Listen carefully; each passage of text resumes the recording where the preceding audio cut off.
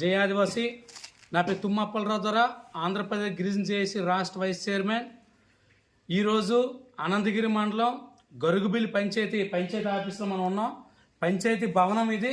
పంచాయతీ భవనంకి తాళం వేసి ఉంది. ఈరోజు డేటు 17వ తారీఖు 12:30 అయ్యింది టైము. ఏ ఒక్క అధికారి కూడా లేరు. పంచాయతీ ఆఫీస్లో మినిమం 10 మంది స్టాఫ్ ఉండాలి.